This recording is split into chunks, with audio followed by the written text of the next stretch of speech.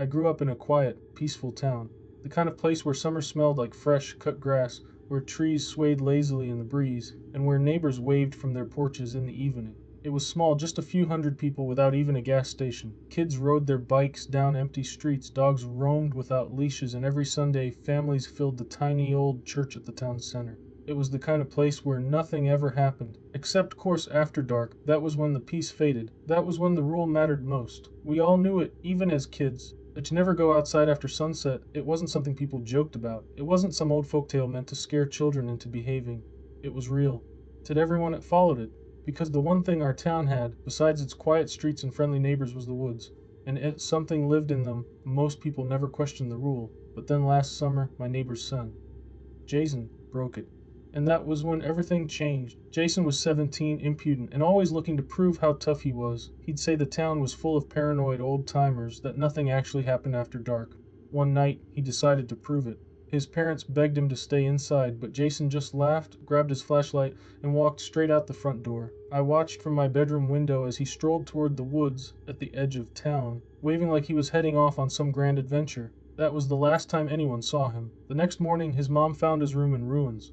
His bed was empty, his window shattered, and deep, jagged claw marks raked across the walls. There was no blood, no sign of a struggle. It was like something had just pulled him straight out his bed and into the night. The police searched the woods for hours but found nothing.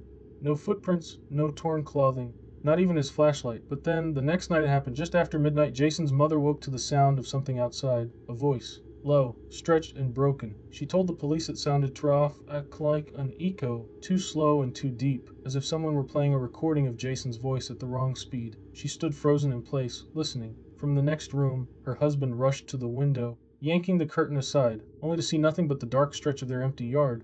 He stayed there, gripping the windowsill, his breathing uneven. Then something moved at the tree line, tall, thin, shapen, just barely visible against the blackness of the woods. It took a step forward. Jason's father held his breath as the figure stepped into the light, and his stomach dropped looked like Jason, but wrong, so his body was too long, his limbs twisted at unnatural angles, his mouth slightly open but too wide, like it had been stretched, his eyes were just dark holes. The thing shifted, head tilting, its mouth twitching as if trying to smile, then it moved again, took another step, raising one trembling hand, as if reaching for the house. The father stumbled backward, grabbing his wife's arm and pulling her away from the window. Together, they slammed the curtains shut, locked every door, every window, and waited. By the time the police arrived, Jason, or whatever was pretending to be Jason, was gone. Over the next few nights, people around town started hearing whispers outside their windows. Some heard their own names being called. Some heard Jason's voice, still trying to speak, still trying to sound like him. One man even swore he saw multiple figures standing at the tree line, each one looking just like someone who had disappeared over the years. After that, the warnings became even more serious. The nights feel quieter now. Jason's family moved away not long after that night, their house sitting empty at the end of the street, windows boarded up, paint peeling under the sun. No one talks about what happened. No one asks questions, but the rule still stands. As the sun dips below the trees each evening, porch lights flicker on, doors lock, and curtains draw shut. The street's empty, and the town falls silent. Just like it always has. Nobody dares to test it. Nobody lingers outside. Because every once in a while when the wind is still and the air feels heavy, someone swears they hear footsteps just beyond the tree line. A low, broken whisper drifting through the dark. And sometimes, if you listen closely, you might hear something else. A knock at the window. A quiet breath against the glass. Or the sound of your own voice calling from the woods. But if you ever hear the voice of your missing friend, don't ever look outside your window at night. Picture this: a man who spent his entire life scoffing at ghost stories, dismissing any belief in the supernatural, and insisting that the only true danger in this world comes from the living. That was my father, until one night something happened that shattered his understanding of reality and left him shaken to his core. Let me set the stage. My parents, successful business owners, live in a vast fortress-like estate, a sprawling mansion surrounded by 10-foot fences and a state-of-the-art security system. Breaking in would be nearly impossible without triggering alarms or risking injury. The house, a symbol of their safety and control, should have been impenetrable. But what happened that night defied all reason and tore down every wall of belief my father had built. It started when my mom went away on a business trip, leaving my younger sister with a friend. My father, alone in the house, sought solace in the rare solitude. He sank into the quiet of the back living room, with only the soft hum of the estate's power system remaining. Then came the knock. Not just any knock. It was rhythmic, insistent, as if it were waiting for him to hear it. as if it were a sound made for his ears alone. He walked toward the door, feeling a strange unease settle in his chest. Just as his hand reached for the handle, the knocking ceased. The door was thick, solid wood. There was no way for anyone outside to know exactly when he was near, but when he opened it, a boy stood there. Perhaps 14 years old, he seemed ordinary at first.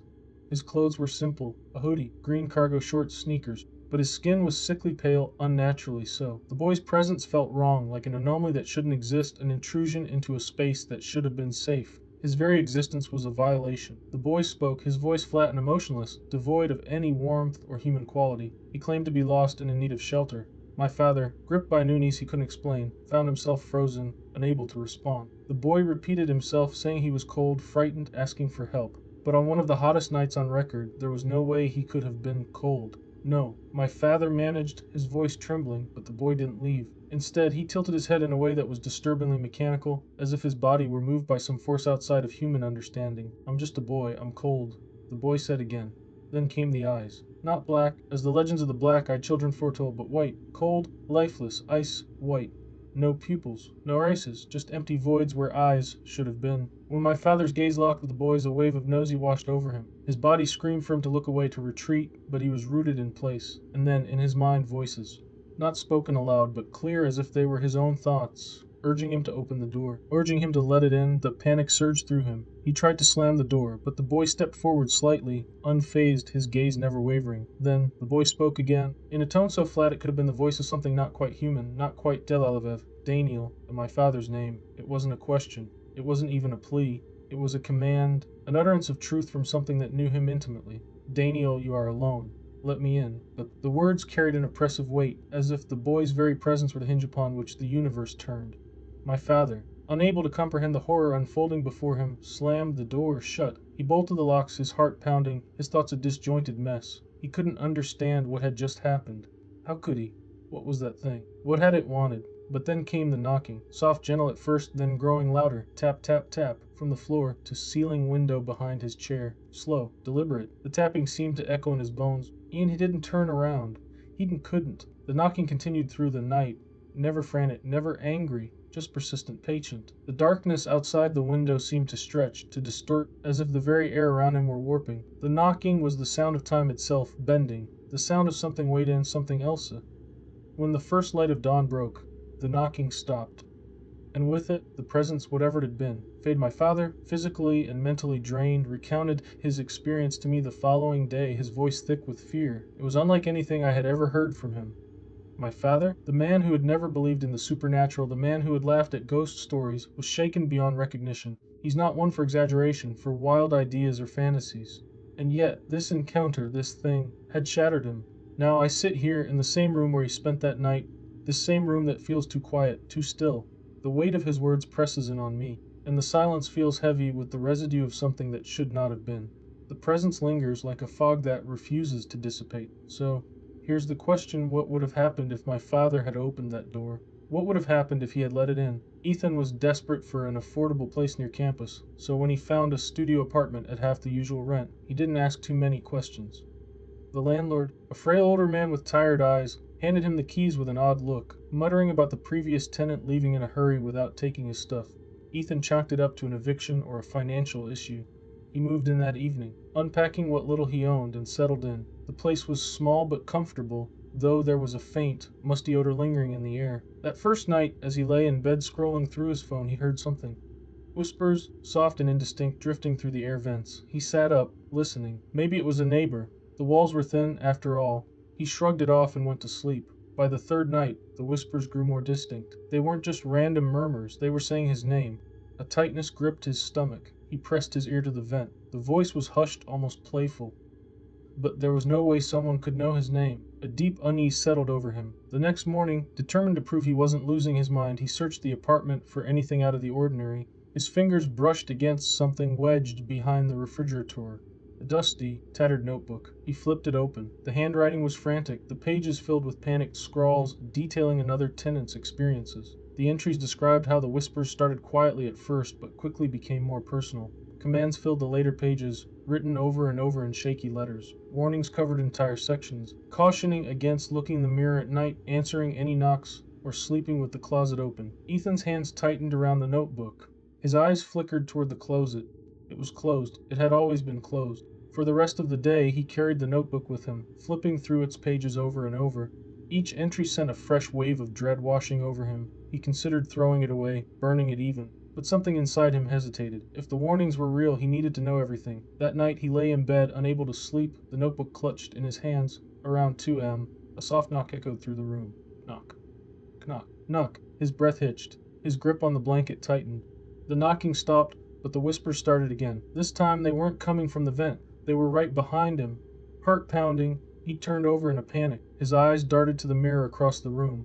His reflection wasn't moving. A surge of terror shot through him. He yanked the blanket over his head, body trembling. He lay there, frozen, waiting for morning to come. When he finally pulled the blanket down, the mirror was normal again. His reflection stared back, terrified but normal. Maybe it was just his mind playing tricks on him. Sleep deprivation, stress, anything but the alternative.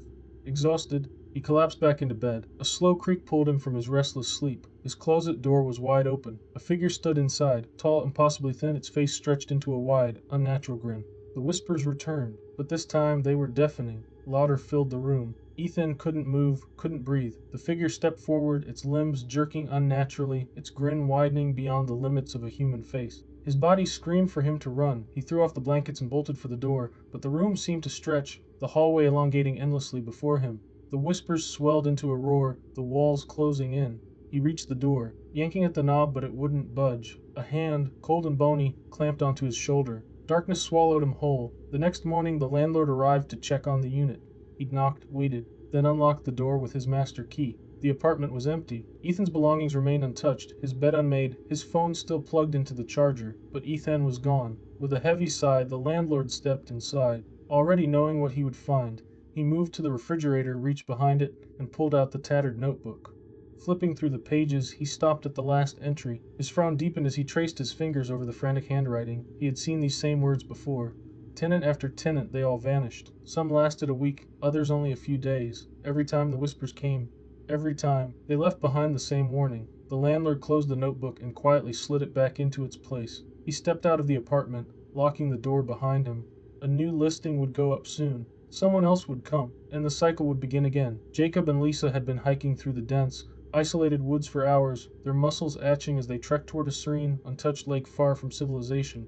The weather, however, had other plans. The sky darkened and an unexpected storm rolled in. The wind howled fiercely, pushing them off course, while the rain soaked them to the bone. Cold, drenched, and exhausted, they had no choice but to seek shelter.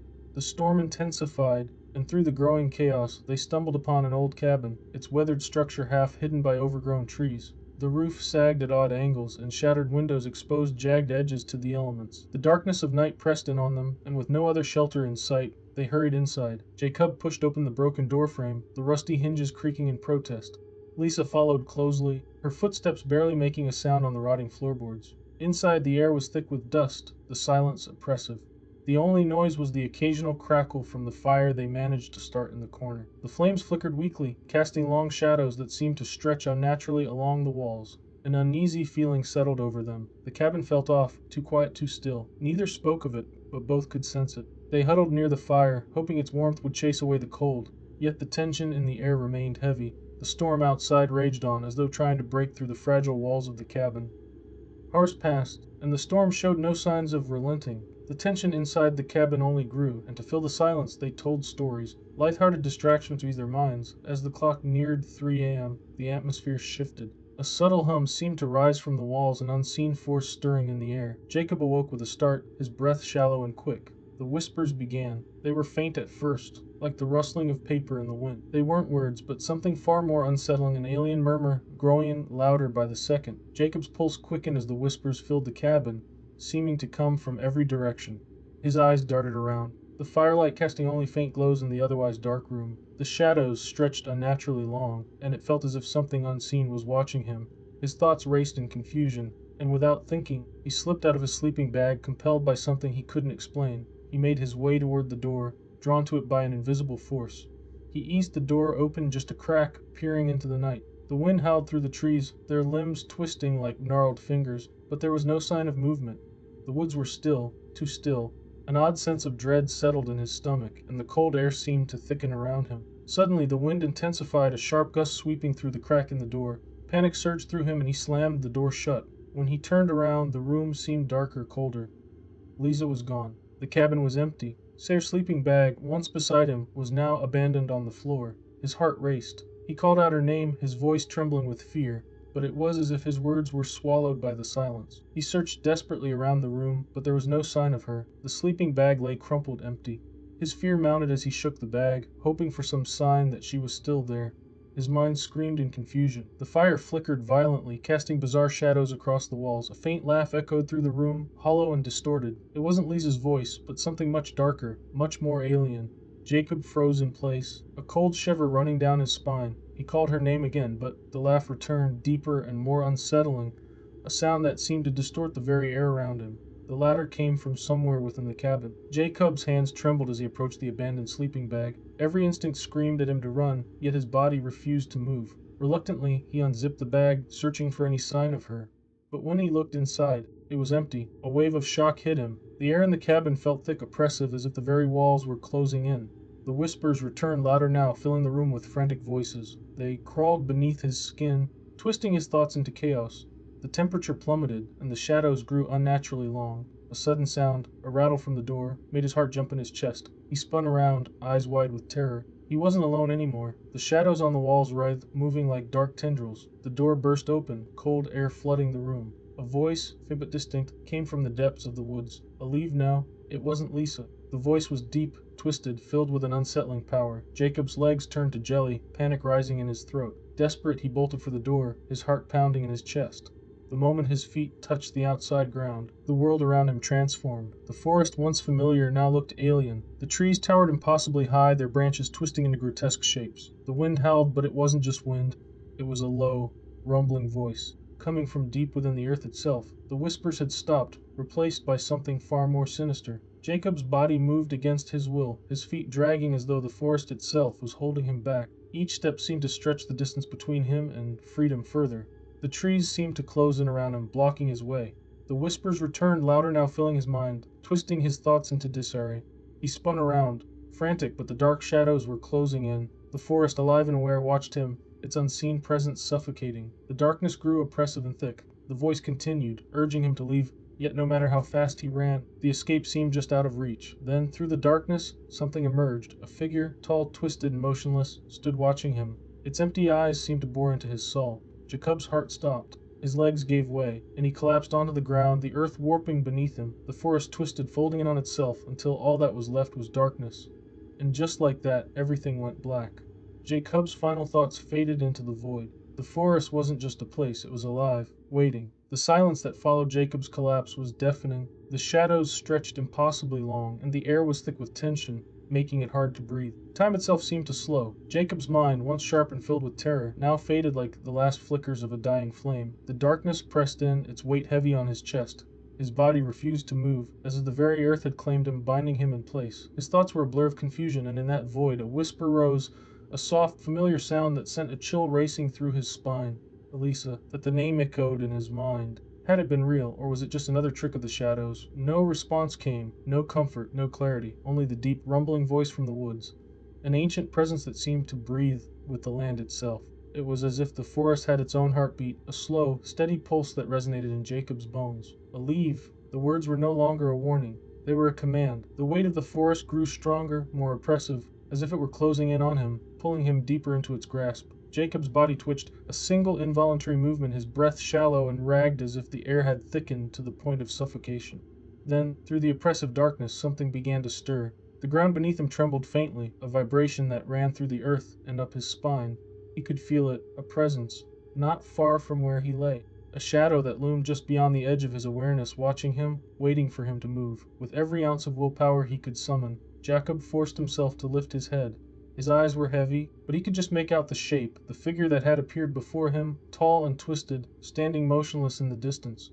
Its features were distorted, impossible to make sense of, as though it was both there and not there at once. As he watched, the figure began to move, slowly at first, its limbs stretching unnaturally. It came closer, drawing near with every heartbeat.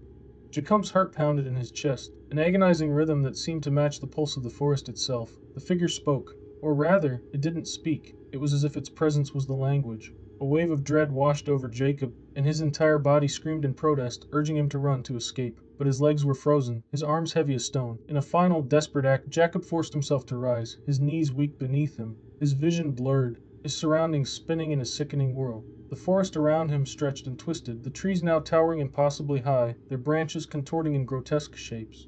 The wind howled louder, but now it was different. It was the voice of the forest, a low, guttural sound that seemed to call to him from the depths of the earth. His feet moved without his command, carried by some unseen force. He tried to fight it, but it was no use. He was being drawn in, pulled deeper into the heart of the forest, where shadows whispered and the land itself seemed to hunger for his soul. In the distance, the figure loomed larger, its presence suffocating. Jacob could feel its gaze on him, a weight pressing on his chest. Each step took him further into the darkness, and the whispers returned, more frantic this time, as though they were closing in around him. You cannot escape. The words rang out in his mind clear as day. They weren't just a warning anymore, they were a declaration. Jacob understood now. The forest wasn't just alive, it was watching, waiting, and it would not let him go. And as the darkness closed in around him, Jacob's mind cracked, unraveling in the suffocating weight of the forest's hold. His body was no longer his own, moved by some ancient power. An entity far older than time itself. The forest had claimed him, as it had claimed others before him. A final, hollow laugh echoed in the distance, the sound distorted and warped, as though it came from every direction at once. Jacob's legs gave out, his body folding into the earth, and the shadows consumed him. Everything went black. The forest stood still once more. The whispers died, leaving only the heavy silence of the woods. The trees creaked and swayed in the wind, their branches twisting as if in quiet conversation. And in the distance, a shape moved through the darkness, waiting for the next lost soul to wander too close. The forest was always hungry, always watching, and now it had one more. Lee had never believed in ghosts. Her life had been built on skepticism, dismissing stories of haunted houses, lingering spirits, and shadowy figures that prowled the night. But everything changed after her visit to the old cemetery at the edge of town. On a quiet, foggy morning, she felt drawn to take a walk there. Something about the place had always intrigued her. The cemetery lay abandoned, its headstones cracked and ivy-covered, the ground sunken where ancient graves had decayed. She wandered between the rows of graves, her footsteps hushed by fallen leaves. An unnatural stillness hung in the air, as if time itself had frozen, yet Leigh felt oddly at peace. The silence offered refuge from her daily life, a place where questions went unasked. That was when she first saw it. At the cemetery's far end, beside an ancient oak, stood a motionless figure. It appeared to be a man, tall, his silhouette dark against the overcast sky, staring directly at her. His features were obscured by mist that clung to him like a second skin. Leigh's heart skipped, but she dismissed it. Probably just another mourner paying respects to the forgotten dead. She returned her attention to the graves, though a chill crept up her spine. Yet wherever she walked, the sensation of being watched persisted. Each time she turned, the figure remained in place, utterly still. As unease settled over her, Leigh decided to leave. Stepping through the rusted gate on the dirt road toward town, she glanced back. The figure had vanished. That night, she tried to forget the strange encounter. She had tea, read a book, went to bed early, but sleep proved elusive. Behind her closed eyes, she saw him. That blank, emotionless gaze fixed upon her, watching, waiting. The next morning, she woke with a start. The sun was high and she'd overslept. Her phone lay untouched on the nightstand, her room unusually cold. She blamed it on the early spring chill. As days passed, strange things began happening. Movement flickered in her peripheral vision, something dark and distant standing in shadows. Yet when she turned, nothing was there. At first, these glimpses were subtle. Soon they became impossible to ignore. The figure appeared with increasing frequency in the distance as she walked to her car across the street from her apartment. Always still, always watching, Leigh tried rationalizing it away. Perhaps fatigue or work stress was playing tricks on her mind. But deep down, she knew something was wrong. A heavy presence seemed to follow her, its weight suffocating.